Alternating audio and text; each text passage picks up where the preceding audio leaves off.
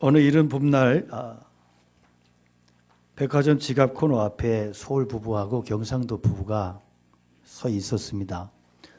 서울 부부 부인이 남편에게 자기야 겨울이 지나니 이 지갑이 너무 무거워 보인다고 좀 망사 지갑 하나만 사주면 안 돼? 그랬더니 그러라고 지갑 자기가 갖고 싶은데 사줘야지 하면서 선뜻 사주는 거예요.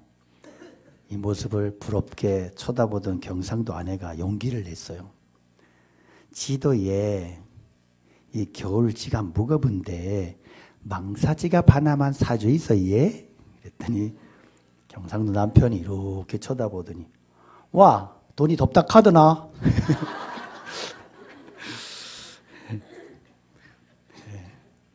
우리는 환경의 영향 속에서 살고 있습니다. 환경 좋은 사람은 자신 세상을 힘있게 좀 여유롭게 살고 환경이 어려운 사람들은 사는 모습도 힘이 듭니다. 그럼에도 환경이 꼭 사람을 넘어뜨리는 것은 아니라고 생각합니다. 다윗은 온갖 조소와 비웃음을 조롱을 비난을 당했지만 고난 속에서도 꾸역꾸역 승리합니다. 반면에 압살롬의 참모였던 아히도벨 같은 사람은 자신의 모략이 통하지 않게 되니까 고향에 내려가서 자살을 해버립니다. 어떤 사람은 고난 속에서도 꾸역꾸역 살아남고 승리하는데 어떤 사람은 조그만 어려움 속에서도 그냥 포기하고 자살하고 맙니다.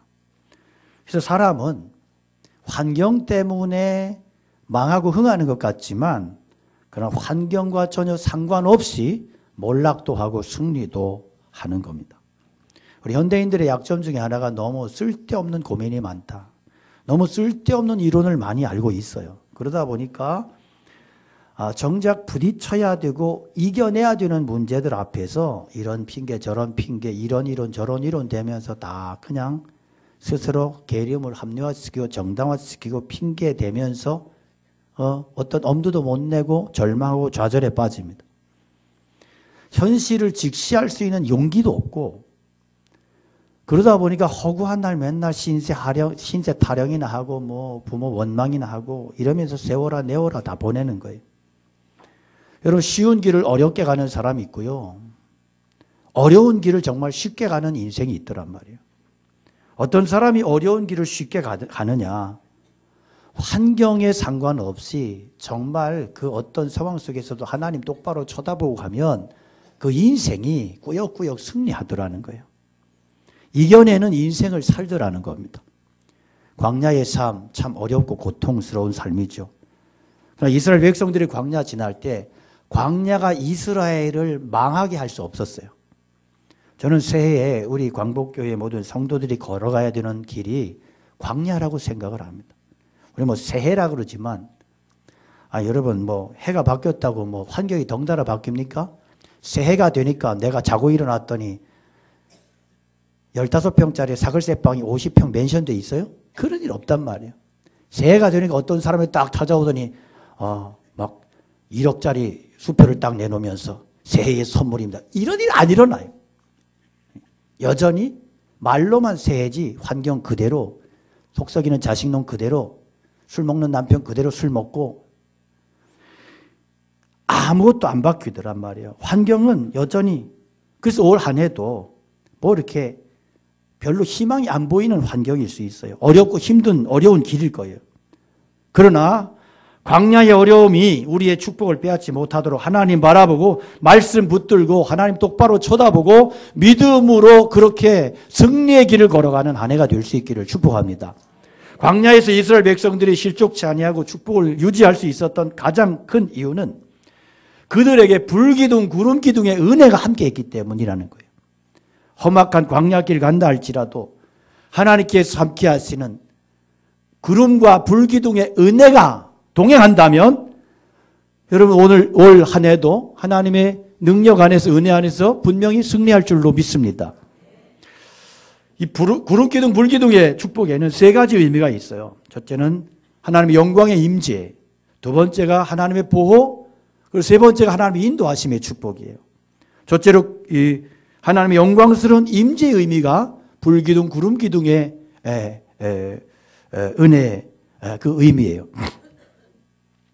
오늘 35절 보면 모세가 회막에 들어갈 수 없었으니 이는 구름이 회막 위에 덮이고 여호와의 영광이 성막 위에 충만함이었다 그랬어요.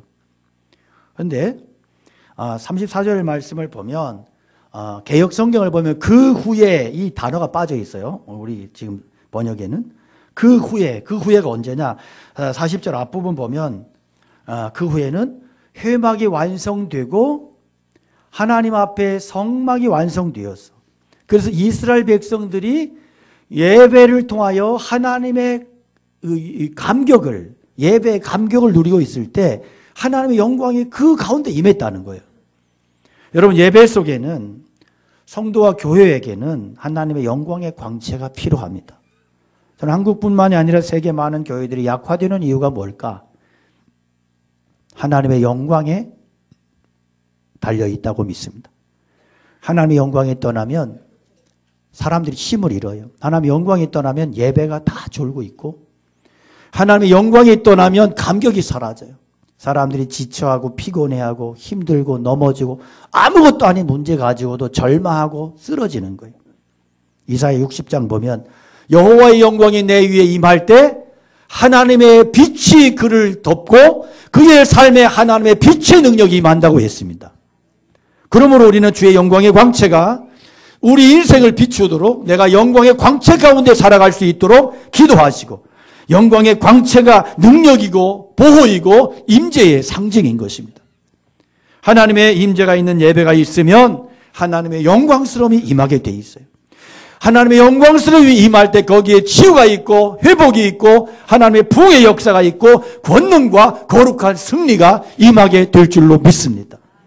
하나님의 영광의 기름 부으심이 없는 예배는요, 아무리 화려하고 건물이 화려하고 많이 모여서 왁자지껄하고 흥분을 했어도 거기에는 죽은 예배가 될 수밖에 없다는 거예요. 저는 예배 준비하고 설교 준비할 때마다 늘 엄청난 부담감이 있어요.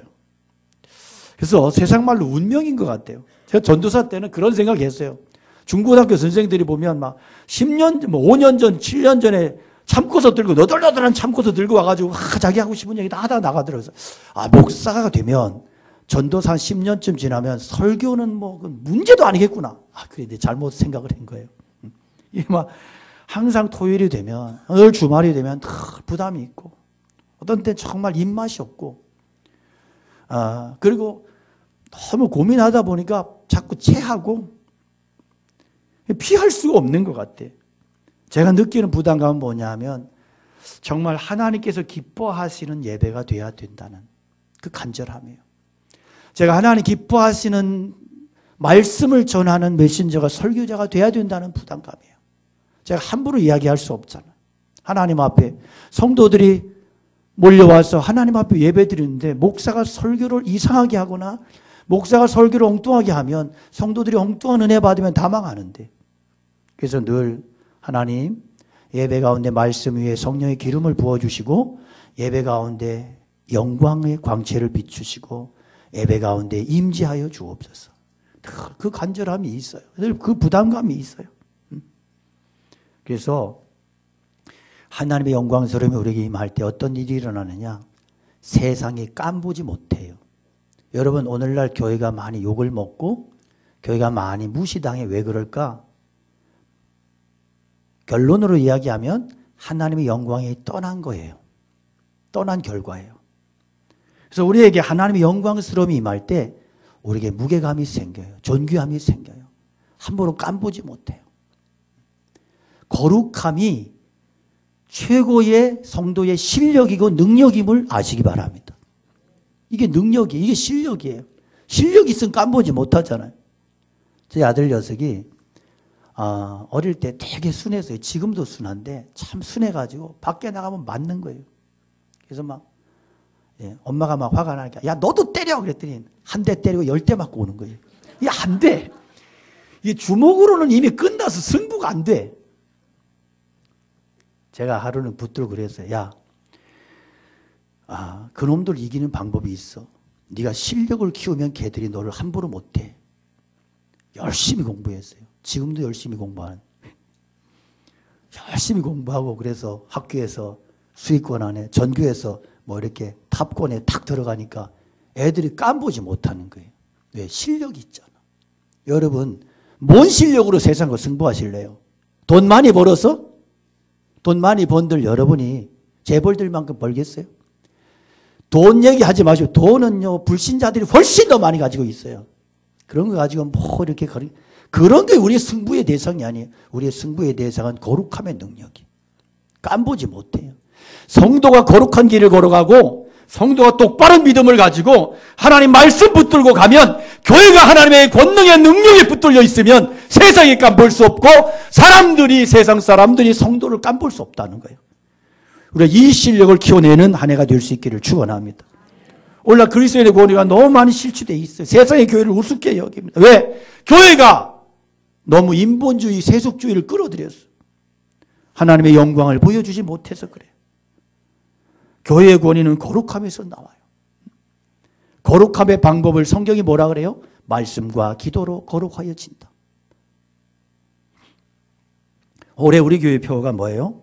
말씀과 기도로 함께 세워가는 제자 공동체예요. 우리 장로님 아까 기도 공동체 그랬는데 제자 공동체. 말씀과 기도로 함께 세워가는 제자 공동체. 말씀과 기도로 우리는 무엇으로 구별될 수 있느냐? 말씀으로 구별될 수 있고 기도를 통해 구별될 수 있어요. 기도, 하나님 앞에 바른 기도할 때, 하나님 앞에 성경적인 기도할 때 기도는 우리를 변화시키는 거예요. 나를 변화시키는 거예요. 그러니까 이게 제대로 된 기도예요. 제대로 된 기도는 내가 달라져요. 잘못된 기도는 맨날 저 사람 보고 죽으래요. 자기도 변화되지 못해가지고 못한 주제에 말이요. 하나님 남편 좀 변화시켜주세요. 그럼 하나님이 너부터 변화되라 그 말 듣지도 않아 귀 꽉 막아놓고 남편 이러고 있어요. 그러다가 망해. 여러분 진짜 기도는 하나님이 나를 보게 만드세요. 나를 바꾸어 가세요. 하나님의 영광의 빛으로 거룩함으로 구별돼서 영광의 빛으로 충만한 한 해 되시기를 축복합니다. 불과 구름 기둥으로 영광 가운데 광야를 뚫고 나갔던 하나님의 백성들처럼 올 한 해를 통해서 그 영광의 임재와 빛 가운데에서 험악한 세상을 뚫고 나가는 승리하는 거룩한 종들이 되시기를 축복합니다. 21세기, 20세기, 21세기 들어서 여러분 악한 영이 우리를 넘어뜨리는 방법 중에 가장 큰 방법이 뭔지 아세요? 지루하게 만드는 거예요. 지루하게. 참 묘해요. 사람들이요. 참 지루해하는 거예요. 못 견디는 거예요. 드라마 한 편 보는 데는 아이고 짧아가지고 막 한 번 못 보면 막 그게 해달파가지고 어떤 사람은 막 나중에 막 그 몰아가지고 막 1편부터 막 10편까지 막 나를 새가면서 보면서도 그렇게 은혜를 받는데 예배는 1시간을 못 견뎌. 참 신기하죠? 뭐 그냥 예배 시간만 되면 막 하품하고 막 졸고 막 설교가 조금만 늦어지면 막 못 견디고 어떤 분은 늘 졸아. 제가 처음에는 늘 졸지 마세요 막 이런 얘기했는데 요즘은 조는 사람들 제가 안 쳐다보고 설교하는 거 아세요? 눈치 빠르신 분들은 아셨을 거예요. 왜냐하면 항상 그분들은 항상 졸거든요. 그래서 제가 그분들 보면 힘이 들어. 그래서 그분들 안 보고 설교하는 거예요. 네. 그런데 늘 조는 건 문제 있습니다. 네. 어쩌다 조는 건 제가 이해를 해요. 아, 저분이 많이 피곤했겠구나. 그 정도는 제가 충분히 이해를 해요. 마음으로 안타까워요. 늘 조는 사람은 화가 나는 거예요. 이 사람은 정말 뭘 할까? 이 귀가 뭐 어두워져. 마귀가 막 꽉 틀어막고 있는 거예요. 정신 차리셔야 돼요. 지루함의 영에서 해방되시기를 축원합니다. 새해는 예배가 즐겁고 은혜가 되고 말씀을 들을 때 막 뒤에서 막 설교를 끝낼 때 막 목사님 10분만 더 주세요. 이런 사람이 나와야 돼. 이런 사람이. 찬송가도 막 5절까지 있는 찬송이 나오면 막 인상 쓰고 욕을 해요. 어떤 놈이 5절까지 만들었냐고. 저 중국에 가면 참 갔다 온 지도 벌써 한 10년 된 것 같아요. 한 번 더 더 갔다 와야 되겠네. 은혜가 되거든요. 중국에 가서 예배 드리면 중국의 찬송가는요. 기본이 7절, 8절이고요. 17절, 20절짜리가 허다합니다. 찬송이. 놀라잖아요, 말. 제가 아는 목사님이 거의 제일 긴 게 99절짜리가 있어요. 99절. 한 번 하면 한 30분 그냥 가거든요. 제가 아는 목사님이 가서 이제 선교하러 갔는데 앞에서 예배 인도자가 막 하는 거예요. 99절까지 딱 하더니 은혜가 너무 돼가지고 한 번 더 합시다. 그 정도 돼야지. 그런데 한 번 더 하는데 성도들이 더 여전히 은혜 받아. 여러분, 요즘에 지루함의 영이 사람들을 다, 젊은이들을 다 압도해 버렸어요. 예배 시간, 그 짧은 시간을 못 견뎌요. 스마트폰 가지고 별짓을 다 해요. 손가락을 안 눌리면 질식할 것 같은 이 압박감. 마귀가 주는 충만한 은혜에 빠져 있단 말이에요. 하나님의 영광이 임하면 바뀌어져요. 지루함이 감격이 되는 거예요. 분노의 인생에 평안이 여유가 임해요. 1시간 반씩 예배 드려도 99절짜리 찬송가 3번을 불러도 또 합시다. 아멘. 이렇게 되는 거예요. 은혜요. 은혜. 이게 하나님의 영광을 체험한 교회, 영광이 임재한 교회의 특징이에요. 여러분, 우리의 삶에 평생의 감격이 떠나지 않는 은혜를 누리시기를 축복합니다. 그다음에 두 번째는 구름기둥과 불기둥의 의미는 보호하심이에요. 출애굽기 13장에 보면 21절에 여호와께서 그들 앞에 행하사 낮에는 구름기둥으로 그들의 길을 인도하시고 밤에는 불기둥으로 그들에게 비추사 주야로 진행하게 하시니 낮에는 구름기둥 밤에는 불기둥이 백성들 앞에서 떠나지 아니했다. 할렐루야. 네. 마지막 이 사막지대를 지날 때 얼마나 뜨거워요. 뜨거워 다 죽어. 그런데 하나님께서 구름에 파라솔을 탁 치시고 그들을 보호하시고 밤에는 너무너무 춥잖아요. 그 지역이. 그러니까 밤에는 훈훈하게 그들을 얼어 죽지 않도록 보호해 주시고 그렇게 인도해 주시고 보호해 주셨다. 구름기둥 불기둥은 보호해요. 다 죽지 않도록 얼어 죽지 않도록. 저는 구약의 표현 중에 제일 멋진 표현이 눈동자같이 보호해 주시는 하나님의 은혜. 너무 은혜가 되지 않습니까 여러분?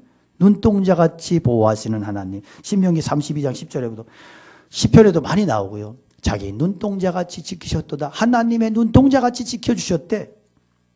우리의 몸 가운데 제일 가장 많이 보호받는 곳이 어디예요? 눈동자의 눈. 눈을 제일 많이 보호받죠. 눈은 아예 뼈로 쌓아놨어요. 그래서 사람이 죽으면 해골바가지 보면 구멍이 2개가 뻥 뚫려 있잖아요. 거기가 뭐예요?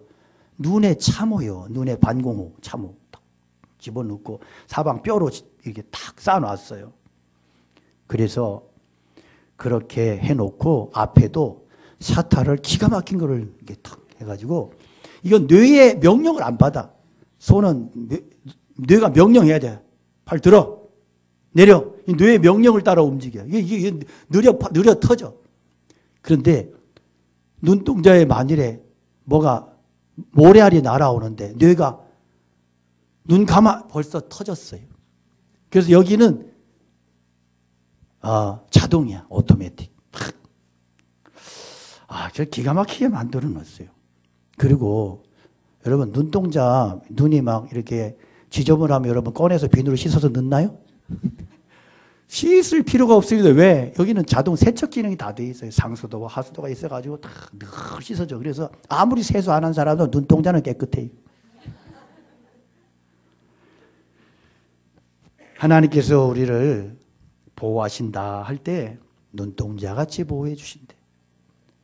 사랑하는 사람끼리 몸도 만지고 뭐 이렇게 뭐 손도 하고 뭐 이렇게 뭐 포옹도 하고 하지만 눈동자 사랑하는 사람에게 막 눈을 까뒤집으면서 내 눈동자도 만져줘 이런 사람 없잖아요. 다른 곳 다 만져도 눈동자는 만지지 않아. 눈동자는 안 내줘. 어림도 없어. 이것처럼 하나님이 우리를 보호해 주신다고. 하나님이 당신의 눈동자로 나를 여겨주신다고. 참 은혜가 돼요. 아니 하나님이 내가 너를 코같이 보호한다 그랬으면 좀 불편해. 좀 불안할 거예요. 코는 가끔 터지잖아요. 곰이 날라와서 코가 깨지기도 하고. 머리털처럼 보호한다 그랬으면 참 저 같은 사람 시험 엄청 받았을 거예요. 이게 막 머리들 자꾸 빠지고 막. 안 웃는 분들은 좀 비밀을 모르시는 분들. 너무 크게 웃지 마세요. 기분 나쁘게. 눈동자같이 보호하시는 은혜. 너무 은혜가 되지 않습니까? 네, 하나님께서 우리를 보호하시 이끌어주시고 최고의 것으로 이끌어주시고 책임져 주시고.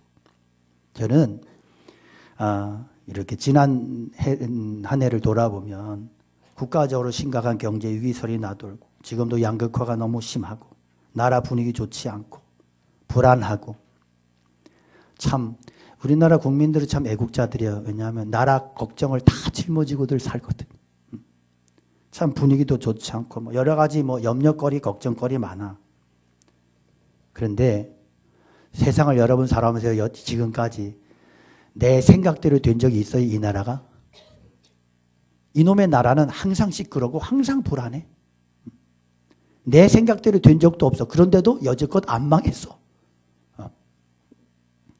뭐 경제가 뭐 IMF 빠졌다가도 또 기적같이 일어나기도 하고 참 희한한 나라. 안 망해. 망할 것 같은데 안 망하고.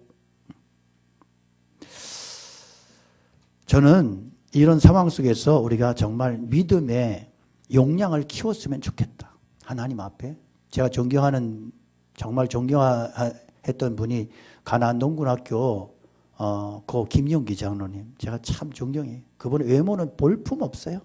정말 난장이같이 생기셔가지고 모택동같이 하여튼 이상하게 생기신 분이고, 그런데 이분이 남들이 흉내낼 수 없는 게 있는데 그게 뭐냐면 이분의 믿음이에요.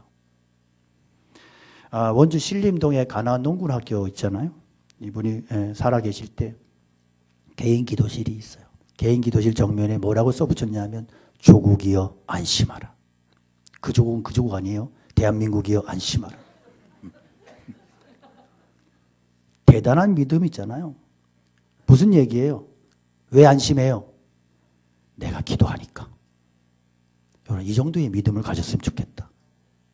기도하면서 불안에 떨지 말고, 기도하면서 막 이상한 짓 하지 말고, 이 나라에는 목숨 걸고 나라를 위해 기도하는 김용기 장로가 있으니까 안심하라는 거예요. 여러분, 우리가 그렇게 기도할 수 있기 원합니다. 대한민국이 안심하라. 왜? 광복교회가 있으니까. 할렐루야. 대한민국이 안심하라. 왜? 내가 있으니까. 기도하는 내가 있으니까. 할렐루야. 새벽 기도 하세요. 새벽 기도도 안 하면서 아멘 이러면 좀 쑥스럽잖아요. 그래도 아멘 하시는 게 믿음이에요. 할렐루야. 네, 마무리 잘해야 돼요. 우리가 나라 위에 근심하고 불평하는 원망하는 사람들이 아니라 나라 위에 믿음으로 기도하는 신앙의 용사들이 다 되시기를 축원합니다. 하나님께서 이 한 해를 구름기둥으로 불기둥의 은혜로 그렇게 우리 모두를 강하게 견고하게 보호하시고 그렇게 이끄시리라고 믿습니다. 세 번째로 불기둥과 구름기둥은요, 인도하심의 의미가 있어요. 이 구름기둥, 불기둥은 나침반과 같습니다.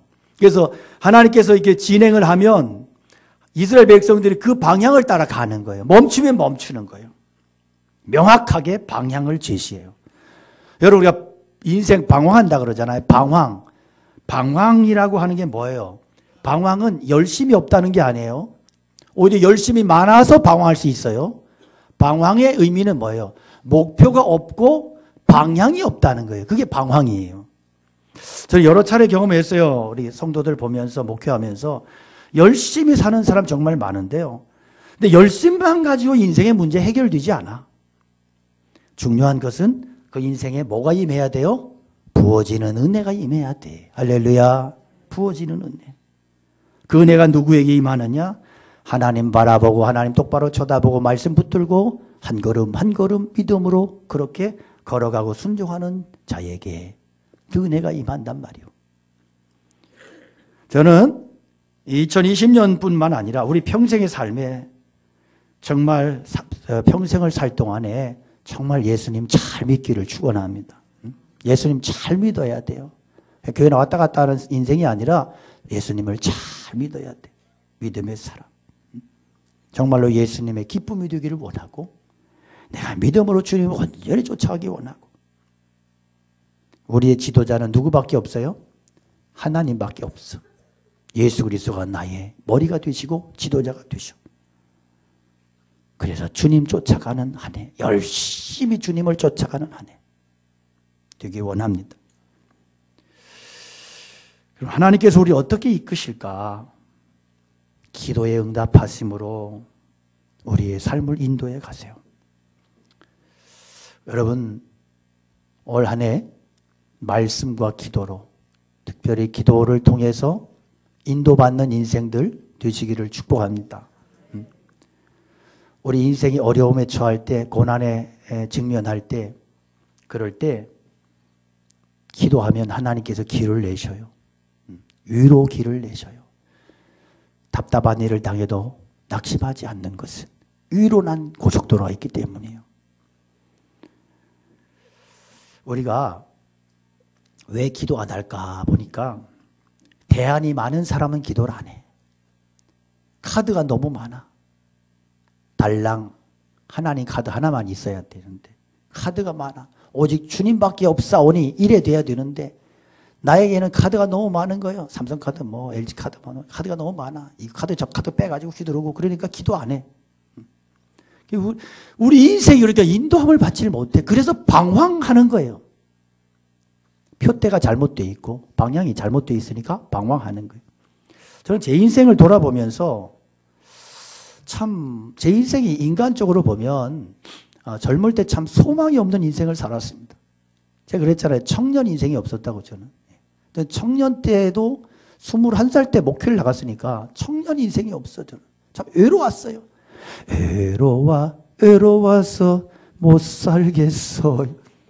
그렇게 살았어요. 외로우니까 제가 가만히 보니까 제 인생을 반추해 보니까 너무너무 외로워서 저는 기도할 수밖에 없었어요. 기도할 수밖에. 그 기도가 제 인생을 여기까지 이끌어 주셨어. 근데 우리 애들 보니까 기도를 잘 안 해. 왜냐하면 저보다는 훨씬 부유해. 그래서 기도를 잘 안 해요, 이놈들이. 기도할 수밖에 없는 환경이 아닌 것 같아. 아버지 잘 만나가지고. 이런 얘기하면 애들이 분노합니다. 돈도 없는 아버지가 뭘 잘났다고. 세상에 나가 보십시오. 한 달에 300만 원, 400만 원 용돈 주는 아버지들이 불풀합니다. 이런 얘기 뒤에서 할 거예요. 대안이 많으면 기도 안 해요. 그거 믿지. 저는 어떤 의미에서 인생의 순간순간마다 대안부재가 나와야 된다고 생각해요. 그래야 하나님과 가까워지거든요. 그래서 우리의 좋은 환경, 물질은 축복이 아니라 유혹이다. 이런 것들이 생길 때 경계해야 됩니다. 왜 경계해야 돼? 이것 때문에 하나님 멀어질까 봐. 이게 진짜 신앙인 거예요. 그것 때문에 완전히 거기에 몰입해가지고 정신 다 뺏기고 그 다음에 하나님 신앙 다 내팽개치고 이렇게 되면 이것은 축복이 아니라 재앙이고 저주가 되는 것을 아셔야 됩니다. 하나님께서 저와 여러분을 기도의 응답으로 이끌어 가십니다. 저는 우리의 기도가 2020년을 규정한다고 생각합니다. 기도 많이 하면 많이 나갈 것이고 분명히 그래요. 기도 멀리 하면 멀리 갈 거예요. 그래서 쪼그리기를 많이 할수록 멀리 뛴대요. 개구리와 신앙인은 쪼그려뛰기를 하는 존재인데 많이 쪼그릴수록 멀리 뛴다. 개구리와 그리스도인은. 개구리는 점프하는 거고 그리스도인은 기도에 쪼그려뛰기를 하는 거예요. 여러분 이 새해에 어떤 복을 달라 이런 복 저런 복 달라 구하지 마시고 가장 중요한 것은 기도 자체가 여러분 꿈이고 비전이고 인생이 되기를 축원합니다. 기도하는 인생 망하지 않습니다. 기도하는 인생은요 자기를 돌아볼 수밖에 없어요. 그래서 기도를 제대로 하면 겸손해질 수밖에 없고 기도를 깊이 하면 예수님 닮아갈 수밖에 없는 거예요. 그분을 보니까 기도 엄청나게 하는데 나는 그 사람만 만나면 스트레스. 그 사람 기도 잘못하고 있는 거예요. 잘못 믿고 있는 거예요. 그래서 기도가 그 사람의 수준이고 기도가 그 사람의 믿음이라고. 여러분 기도가 바로 내 자신인 거예요. 자녀들에게도 기도를 꼭 물려줄 수 있길 바라고요. 1월 13일부터 자녀와 함께하는 새벽기도 한 주간 진행이 될 텐데 잘 아이들 이해시키고 설득시키고 함께해서 기도의 무릎으로 승리하는 한 해 될 수 있기를 축복합니다.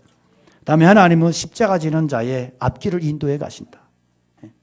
마가복음 8장 34절에 예수님께서 아무든지 나를 따라오려거든 자기를 부인하고 자기 십자가를 지고 나를 쫓아올 것이다. 인생 살다 보면 하나님이 축복해 주시는 것들이 있는데요. 축복 가운데 하나가 뭐냐 하면 십자가예요. 십자가. 나만 져야 되는, 내가 져야 되는 십자가가 분명히 있어요. 피하려고 해도 피할 수 없는 것들. 피하려고 해도 피할 수 없는 것은 그것은 주님이 내게 주신 십자가로 받아들여야 되고 그것이 내게 주신 사명이라고 받아들여야 되는 거예요. 피하고 도망치면 안 돼. 도망치다가 일 생기는 거예요. 그러니까 내게 맡겨주신 십자가. 다른 사람이 대신할 수 없어. 하나님께서 오직 나에게 맡겨주신 사명이 있어요. 그걸 발견하면, 깨달으면 피하려고 하면 안 된다. 지고 가야 된다. 지고 가야. 저와 여러분 가정 속에도 분명히 져야 될 십자가가 있어. 이거 피하지 말고, 원망하지 말고 그냥 짊어지고 가는 거예요. 제가 광복교회 담임 목사로서 제가 피할 수 없는, 져야 되는 짐이 있어요. 피할 수 없으면 어떻게 지고 가면 되는 거예요. 지라고 주신 거예요. 지라고. 내팽개치라고 주신 게 아니야. 그래서 피할 수 없으면 뭐 하라고? 즐기라고. 알긴 잘하는데 안 해. 피할 수 없으면 즐겨라. 이게 신앙적으로 해석하면 이게 사명인 거예요. 이게 사명. 가정에서도 교회에서도. 여러분 벗어버리려고 애쓰지 몸부림치지 말고 하나님 앞에 기도할 때 하나님 이왕에 질 거 잘 지기를 기도하시기 바랍니다. 할렐루야. 이왕에 질 거 질 수 있는 믿음을 달라고 질 수 있는 힘을 달라고 기도할 수 있기를 축원합니다. 왜? 하나님의 사랑은 우리를 고난에서 면제해 주는 사랑이 아니고 고난을 이기게 하시는 사랑이기 때문에 그래요. 사명이 세 가지가 있다고 말씀을 드렸어요. 더 가진 게 사명. 하나님이 분명히 나에게 남들보다 조금이라도 더 준 게 있어. 그러면 그게 뭐요? 그게 사명이야. 그리스도인은 일용할 양식을 주시옵소서. 주님 이렇게 기도하라고 했잖아요. 일용할 양식에 남는 것은 나눠주라는 거다. 이 부담감을 가지고 살아야 되는 거예요. 두 번째는 부담감이 사명이다. 나에게 그 부담감이 있어. 저거 내가 해야 되는데. 저걸 내가 안 하면 안 되는데.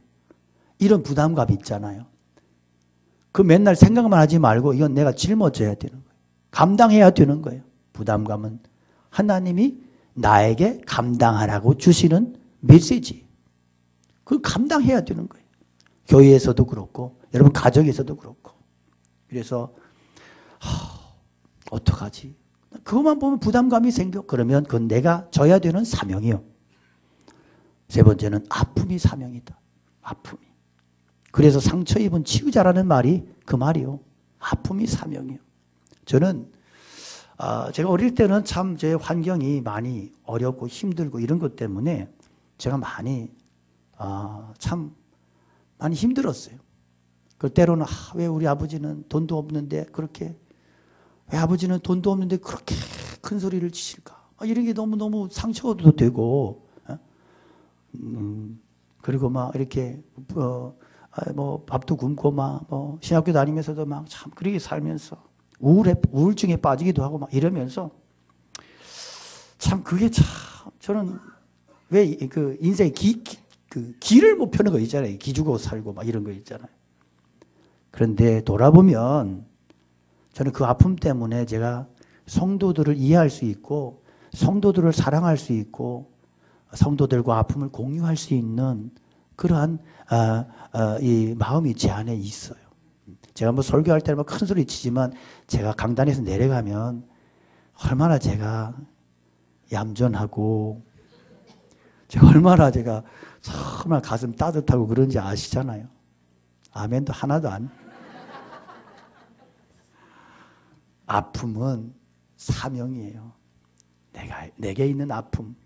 그래서 아픈 사람한테 이렇게 환자한테 건강한 사람이 씩씩거리며 가면서 막 가서 가가지고 건강해야지 막 이렇게 하면 상처만 돼. 다 그보다 더 죽어가는 사람이 가가지고 너 아파? 나도 아파? 그러면 그냥 우는 거야. 아픔이 사명이. 그 안에서 우리가 많은 사랑으로 품을 수 있고 하나님의 사명을 그것을 통해 감당할 수 있는 거예요.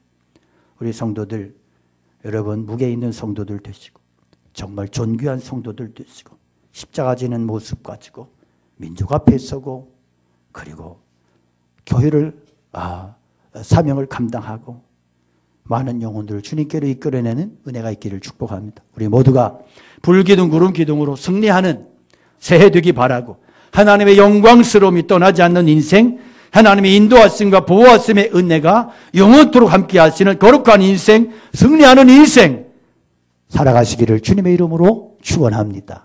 할렐루야. 우리 함께 찬양 드리겠습니다. 말씀 기억하면서 믿음으로 하나님 앞에 찬양 올려드립니다.